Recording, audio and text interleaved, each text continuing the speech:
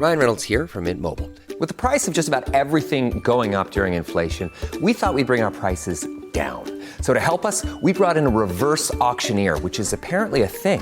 Mint Mobile Unlimited Premium Wireless. How to get 30, 30, bit to get 30, bit to get 20, 20, 20, bit to get 20, 20, bit to get 15, 15, 15, 15, just $15 a month?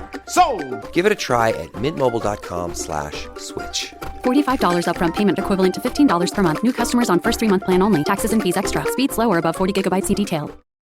How would you like a 15% discount to my daily email, the stack of stuff, the show notes, discounts to the conference, all of that? All you need to do is text the word show to 33777. You'll get the annual subscription with a 15% discount to my daily email. You'll get the stack of stuff, the links to the show notes, discounts to the conference, and so much more. All you have to do is text the word show, SHOW, to 33777. Text show to 33777.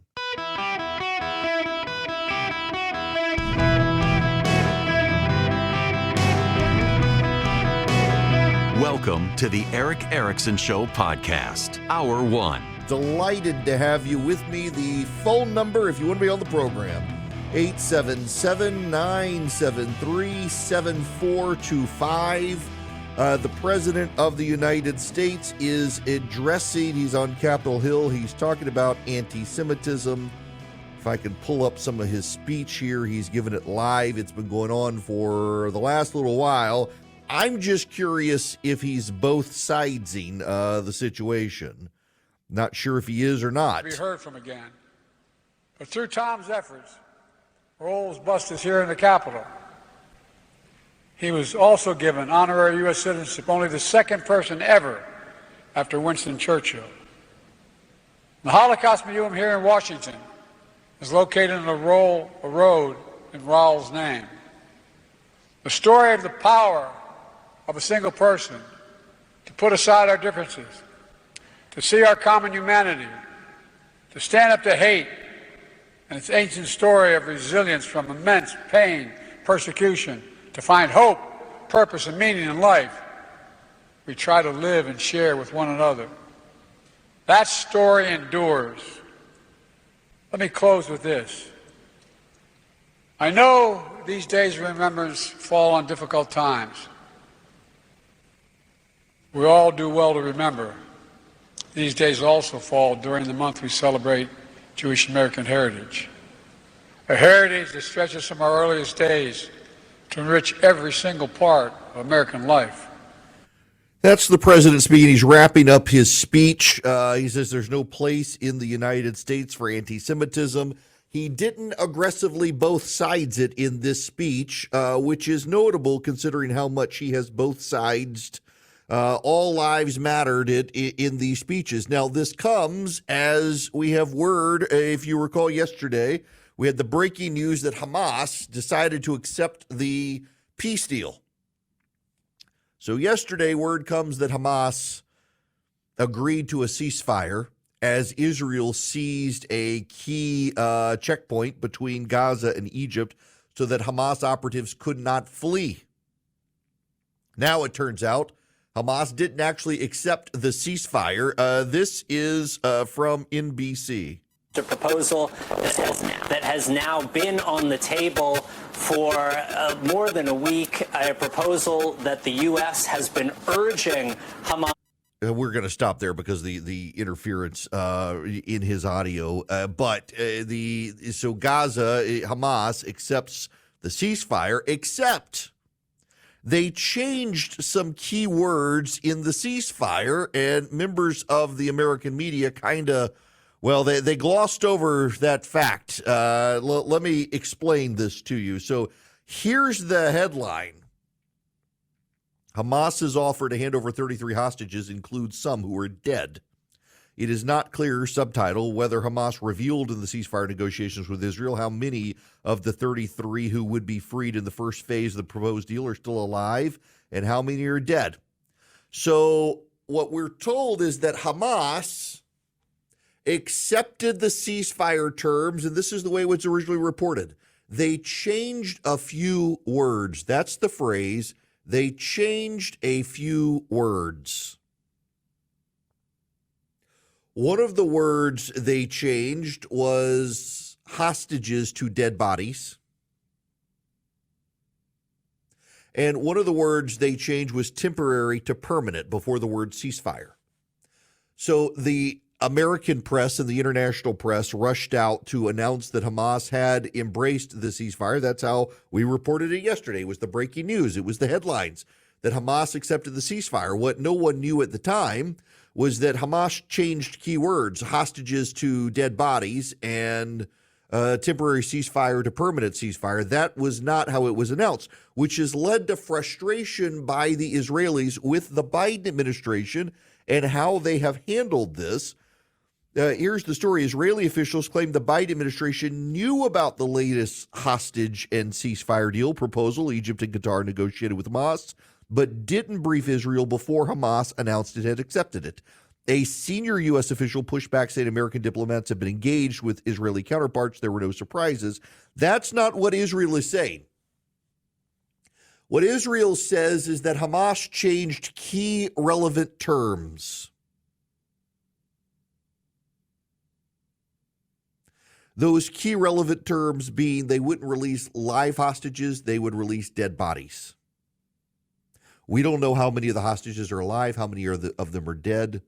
We don't know if Hamas has already killed them all. You know, they released the video of Hirsch, the one Israeli hostage, and he was still alive. We assume it's recent in time. Did they kill him afterwards? We have no idea. We don't know how many are alive and how many are dead. We know the Rafah invasion has begun, and we know that Israel is intent on cutting off Hamas. So you have to understand one of the things that Hamas has done is they've built tunnels, and some of those tunnels possibly, we're not sure, but possibly go under the border with Egypt to access points where the Hamas agents could go underground and bring supplies in underground to be unseen. With Israel controlling now the border access between Gaza and Egypt, Israel can dig down into those tunnels at the border and stop stuff from flowing under. Hamas has been firing at Israel and also firing at residents of Gaza fleeing Egypt. That has somewhat been missed in this, that Hamas is killing residents of Gaza who are attempting to flee. All of this is happening while Joe Biden says stop, while Joe Biden says don't do it, while Joe Biden says behave differently. It's revealing just how impotent Joe Biden is to solve this problem. And in fact, there's a growing body of data out there that Americans themselves are tired of Joe Biden. We have more CNN polling. James Freeman of the Wall Street Journal highlights a key portion that has gone largely uncommented on, even as the polling suggests that Donald Trump continues to do very well in the polls, very well in the election. He has gone from being up 0.2 of a point to being up 1.2 percentage points in the Real Clear Politics polling average. He's up 6 points in CNN. Now, some very good pollsters have started to shift the race into Biden's favor. ABC Ipsos now has Biden up 1. I Tip poll has Biden up 2. Morning Consult has Trump up 1.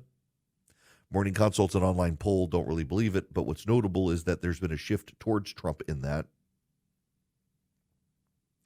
The ABC News poll shows among the people most likely to vote, Joe Biden wins. But among people who say they'll vote, Donald Trump actually does well. They focus on registered voters, though, and it's got Biden up 1. That's still enough given how Trump underperforms his polling for Trump to win. My point here is not to discuss the polling per se, but a particular aspect of it. Let me read you this from James Freeman of the Wall Street Journal. Large media organizations have been telling Americans for nearly a decade about never Trump voters, and surely there are a lot of them, but perhaps some voters are not quite as numerous as the never Biden folks who receive very little attention. Among all voters, Biden remains at a bit of a disadvantage relative to Trump in terms of the share of voters who have ruled out voting for him. 52% of voters, according to CNN, say there is no chance they will vote for Joe Biden. Only 47% say there's no chance they would back Trump. While within the margin of error, this number is continuing to crop up in other pollsters' polling as well, which suggests, though the accuracy of it is dubious, the trend line is not. That a growing number of Americans are saying they will never, ever vote for Joe Biden, in large part because of the economy. And now you have this turmoil in the Middle East, and the Biden administration appears to be botching the negotiations as well. All of this going on in the confluence of the Stormy Daniels hearing, where more and more Americans are signaling they don't particularly care about it. And then you have this news from CNBC. So inflation remains a sticky and top issue for our small business owners. According to our latest CNBC SurveyMonkey Small Business Confidence Index, only 1 in 4 now say that inflation has peaked. That's down from nearly a third last quarter. Meanwhile, 3/4 say they still expect inflation to continue to rise. That's also up from 69% last quarter. More than 1 in 3 said that inflation is their biggest threat to business right now. That is 3 times as many who say consumer demand, labor shortages, supply chain, or interest rates are their top threats to business. You know, that's really not good for Biden. When small businesses, most Americans, remember, work at a small business, not a large business. When a growing number of small businesses say that inflation has not peaked and that things are still bad, that changes their hiring decisions, it changes their operating decisions, it changes their spend decisions. That's not good. You have the situation in Israel, it's not good. You have the situation on college campuses, 68% of college students are opposed to the protests on campus. 90-some-odd% of college students say Jewish students should not be harassed on campus. But the Biden administration has decided they've got to placate the angry horde of anti-Semites on campus to win. By building this sort of coalition, the Biden administration believes they're piecing together a coalition of small bits and pieces of the country in order to win the election, and they may actually be losing the election because of it. And again, in the background of all of this is this trial in New York. I have CNN on because so many Americans outside of the right, they're going to watch and they're going to get their news from there, not Fox News. And they're breathlessly covering it. The cry on the bottom, Stormy Daniels testifies about meeting Karen McDougal. The prosecution is grilling her. She's talking about Trump said she looked like her daughter. There's some creepiness. And everybody's losing sight of the underlying issue here. The underlying issue is not about Donald Trump fraudulently documenting business records, because the statute of limitations has passed on that. It's about a federal campaign finance violation, and the judge in the trial has decided to preclude a witness on that point, which again suggests the fix is in. And I think there's a case to be made to the American people that the fix is in on this. Because, and again, this is very important for people to understand here. The underlying case is premised on a federal campaign finance violation. If the judge is unwilling to allow testimony on that underlying federal campaign finance violation, you got a problem with the fix being in here.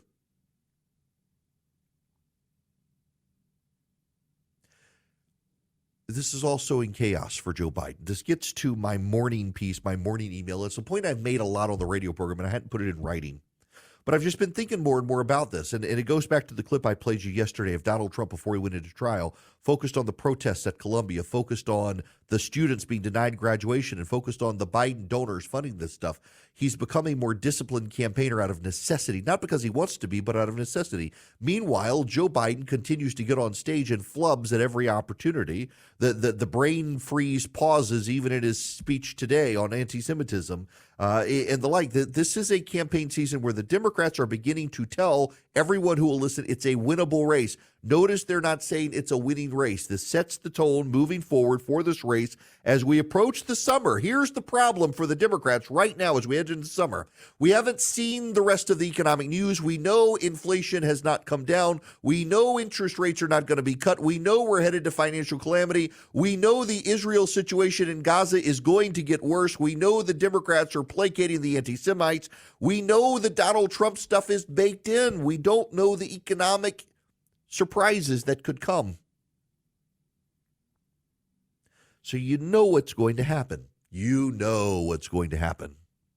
There's going to be increased bullying and hysteria from the left and the media about all of you and how you must vote for Joe Biden because Donald Trump is a threat to democracy, which of course gets to the lieutenant governor of the state of Georgia and his op-ed suggesting he's going to vote for Biden and everyone else might. The media nationally has played this up big time. The problem here is we have the Biden administration wrecking the economy and redefining girls to include boys. There are a lot of Americans who look on him as an existential threat. And I think people who hate Trump miss that fact that as much as you may hate Trump and view him an existential threat to democracy, a lot of people view Joe Biden as an existential threat to their very own existence. And all the situations happening today just reinforce it. This episode is brought to you by Opel, the first over-the-counter daily birth control pill available in the U.S. Opel is FDA approved, full prescription strength and estrogen-free. Plus, there's no prescription needed. Finally, the days of needing a prescription for birth control are over. Opel is available online and at most major retailers. Take control of your health and reproductive journey with Opel. Birth control in your control. Use code BIRTHCONTROL for 25% off your first month of Opel at opel.com. Hello, America. It's Eric Erickson here. The phone number 877-973-7425. If you want to be on the program, Stanley Druckenmiller is a prominent investor, billionaire. He's on with Squawk Box this morning on CNBC. Listen to some of this talking about the economy. It's another, I think, issue of being. Things are going well, and then we totally overspent in terms of fiscally as well in Bidenomics. Bidenomics, if I was a professor, I'd give them an F.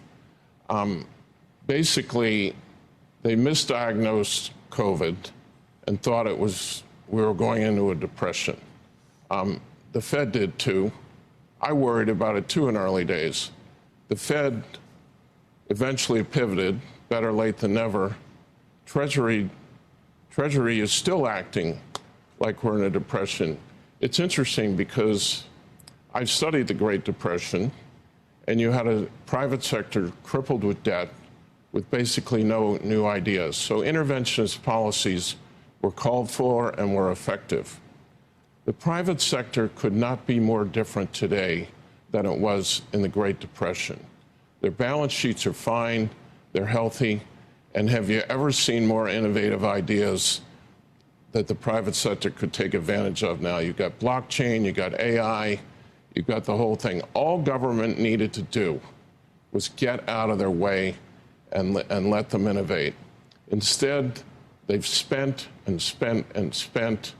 And my new fear now is that spending and the resulting interest rates on the debt that's been created are going to crowd out some of the innovation that otherwise would have taken place. We've got to. Yes, he's absolutely right. It's affecting regional banks as well, where you've got regional banks going wobbly right now on their credit. You've got lack of innovation there. Everybody's expecting the moral hazards to kick in.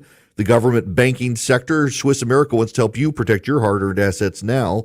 They've got a report that's Zero on Cash they want to give you completely for free.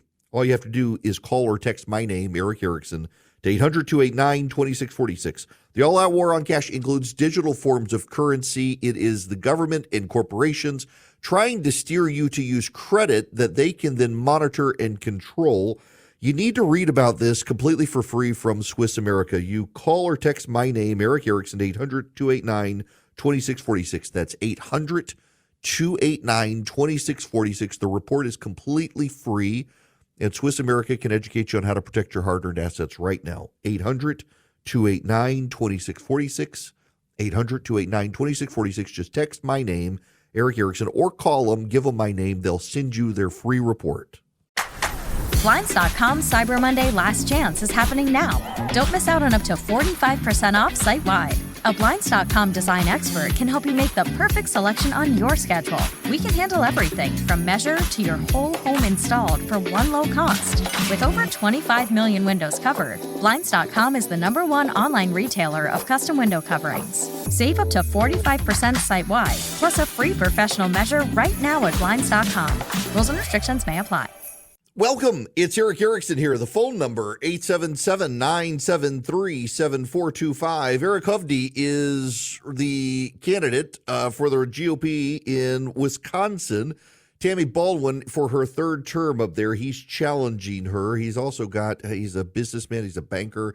Has a great international charity as well. I'm going to talk to him later in the show. Right now, I want to talk about Jeff Duncan's op-ed, and he's done a media tour on this. You probably heard about it. Jeff Duncan was the lieutenant governor in the state of Georgia. He has penned an op-ed essentially saying everybody needs to vote for Joe Biden. He, Republican, doesn't like Donald Trump, saw the Stop the Steal nonsense in Georgia, decided people need to stand for Joe Biden. He was on CNN talking with John Berman and Scott Jennings. Here's part of it. I'm only speaking to those Republicans that are conservative like me. I've got a historical voting record that is as conservative as anybody. I'm putting the piece that I've been a Republican my whole life, unlike Donald Trump. And I think we've got to take our medicine. And it's painful. It hurts.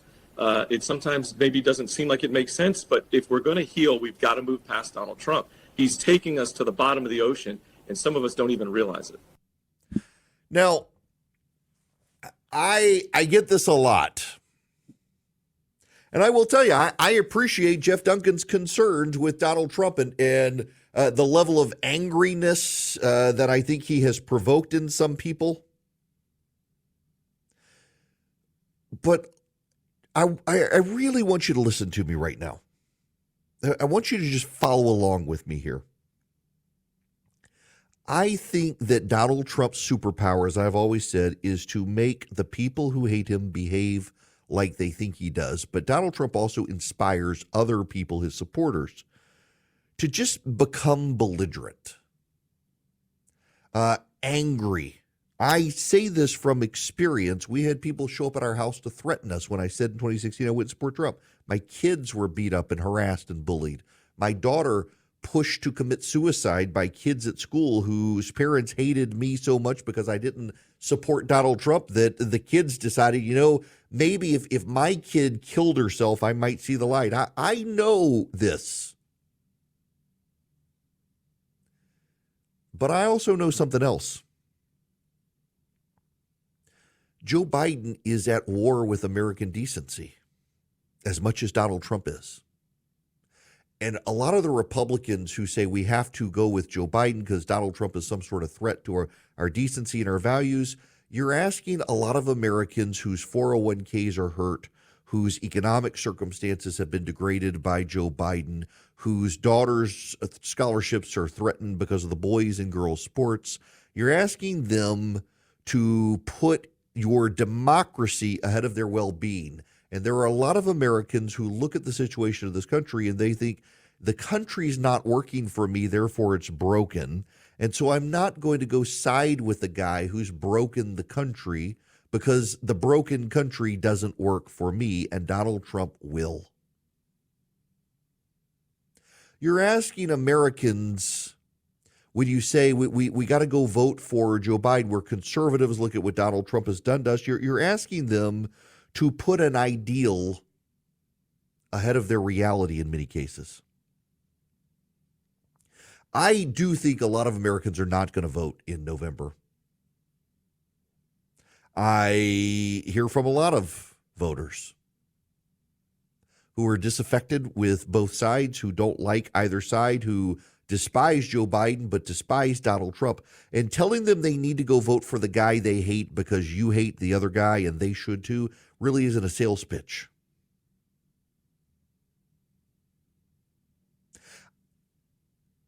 Boeing. 2 whistleblowers are now dead. One, you can say, and my theory with the first guy who died in his truck of a gunshot wound was, if I was really furious with Boeing, here's what I would do. I would tell everybody, hey, if something happens to me, it wasn't me. I'm fine. I'm good. I clearly wouldn't commit suicide. And then you go eat a bullet. And so everyone would go after the company that you've hated, despised, and were fighting in a lawsuit. And then the second guy dies. Now, the second guy dies of health reasons. He gets some sort of infection of some kind of dies, but it starts to look suspicious.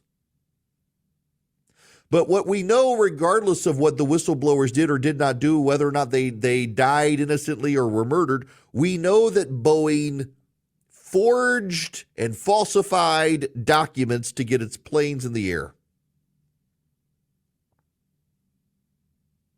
We know that Blackstone, not BlackRock, Blackstone has been buying up American houses and turning Americans into renters and depriving them of the American dream. And housing scarcity is so bad in part because a lot of available homes were bought up by these private equity companies. I read the story the other day of some private equity company that was buying life insurance on random people, betting against them, hoping to cash in on life insurance policies. It reminds me of the scene in Jurassic Park where, what's his name, Jeffrey Goldblum's character says, you were so busy asking if you could do something, you didn't ask if you should do something. What does all of this have to do with Biden and Trump, the corruption of capitalism? Here's the problem. A capitalism ungrounded from morality is no better than communism. The rich get richer and the poor get poorer. And everybody's end goal is not to make a compelling product or service in which to get rich, but just to make money. And what happens is people unmoored from a morality in capitalism and see a capitalism that's making money for the sake of making money and depriving people of well-being. Those people aren't moving to socialism. Those people are moving to a technocracy, and the technocrats make the decisions. And we are arriving at that point in this country where the technocrats are dictating how we live our lives. The technocrats are dictating it. And the problem is that the technocrats hate people who don't have college degrees and live on the coast and have bought into all the global warming hysteria. And they're progressives. And their values are progressive. And they run the Biden administration. And because they run the Biden administration, they increasingly run an economy where people are giving up on the capitalists because the capitalists are behaving like greedy a-holes, just like the communists do. So when you come out and you tell people to save our country, to save our movement, to save our ideals, you got to vote for Joe Biden. You're not meeting people where they're at. Where people are at is they're worried about their children. They're worried about the technocrats who have embraced the transgender agenda, which is anti-science, anti-biology, and anti-family, and embraced by the Biden administration and advanced by the Biden administration. They're worried about their kids' education, where the progressives wanted to close schools. They've been fighting school choice. The Biden administration ruthlessly opposed to school choice. In the states that have passed school choice, the Biden administration tried to pass regulations through the Department of Education that would crack down on it. There's inflation, there's the economy, there's education, there are cultural values. The elite and the technocrats who are increasingly running this country because capitalism has given up on actually having a standard other than making money. Forget the goods and services that we should be making to make money. Let's just make money for the sake of making money. Everything else be damned. You've got a lot of people out there who are burnt out on the system who do not think it's working for them. And when you tell them you've got to continue to vote for the people who prop up that system that is out to get them, you're not giving them a way out of this. I understand people who don't like Donald Trump. Not a fan myself. But to tell those people you've got to side with a party that is hostile to your values, hostile to your family, hostile to your job, hostile to your way of life, hostile to your freaking dishwasher. You've kind of lost the plot in my mind. It's one thing to tell people, the only way we're going to change this is to stay home, and part of the stewardship of your vote is just don't vote or skip that race. Go vote and skip that race so that the parties, the Democrats and Republicans who foist on us bad nominees, see that so many people are opting out. The way to win is to offer a better candidate. That there's a stewardship angle there. But for a lot of Americans, they're not going to opt out. They're not going to sit on the sidelines. They're not going to say, I want my voice to be heard, therefore I'm not voting because I want them to see me on the sidelines refusing to vote. No, what a lot of Americans are going to do is they're going to go vote for Donald Trump because they see this administration as hostile to their way of life. They see him as hostile to their dishwasher and to their refrigerator and to their washer and dryer and water heater and car. They see them as hostile to their schools. They see them as hostile to their kids. They see them as hostile to their values. And telling people you got to go support our democracy, so you got to go vote for Joe Biden, really doesn't do jack for people who see this administration at war with their way of life. I get the inclination to be opposed to Trump. I get the inclination to want to sit home. But to tell a Christian, to tell a person of faith, you need to go vote for the godless guy on that side because the godless guy on this side is a sinner. Well, if there's godlessness on both sides, you're going to wonder on which side are they going to at least protect my family. To tell the Jewish person, you got to go vote for Joe Biden, who is making kissy face with Hamas and anti-Semites, it's a bridge too far for a lot of people, I think. Our systems are failing us. Our institutions are failing us. The media is not out to serve integrity and tell us the truth. They're out to advance a left-wing narrative. Major corporations in this country, they've been picked as the winners by the government, and so they're there to prop up the government. They're not there to really innovate. They're not really there to provide jobs for people. They're there to make money. They're there to cash in, to get out while the getting out is good before China reigns supreme. So the technocrats who hate everyone, they're in charge. They're making the decisions. They're guiding the economy, and they hate the middle class. They hate flyover country. If you're between the Rockies and the Appalachian Mountains, will God have mercy on your soul because the government will not. All I'm asking is you at least try to understand that the people who are voting for Donald Trump are not bad people, and they're tired of being treated like the enemy by Washington and New York. They're tired of being treated like the enemy by the newsmakers. They're tired of being treated like the enemy by the cultural trendsetters in Hollywood who make the movies, who make the redneck preacher from the South the bad guy. If you can't understand why people are voting for Donald Trump, you're not going to be able to solve the problems. And to tell people, to tell conservatives, you've got to vote for a person who is hostile to your values, I think that's a bridge too far. I think it's easier to just tell people don't go vote, and your voice will be heard by not voting. And by not voting, the parties will realize they got to do better. Like Bush in 2000 realized the evangelicals who sat it out could have won the race handily, and so they made changes institutionally and philosophically within the Bush administration to advance an agenda that evangelicals would like. And guess what? The evangelicals turned out in 2004 big time and gave Bush the majority vote.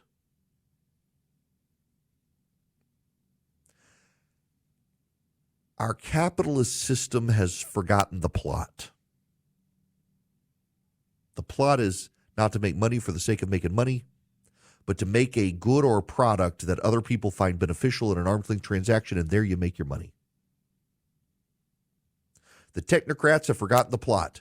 We are a government of the people, for the people, and by the people, not of the bureaucrats, for the bureaucrats, and by the bureaucrats. And I think our politicians have forgotten the plot. People are not voting to save democracy. They're voting to save their family. And if you can't reach them at that level, well, you're not going to reach them. And you know who is? A guy named Donald Trump.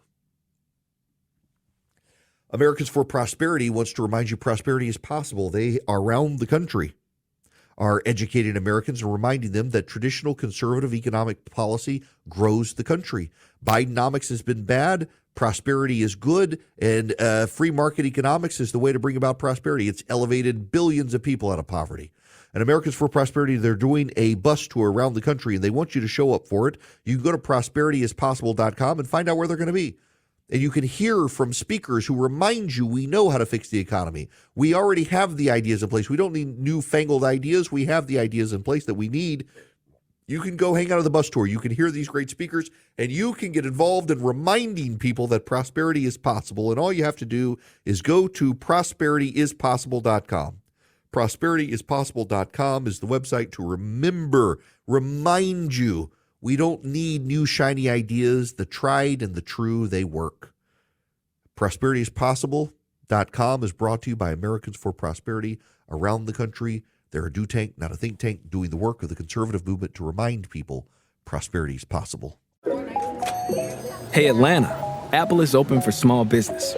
That's right. We're here to make starting and running your business simpler. With privacy and security built in on all devices, it's easy for you to protect your customers' data.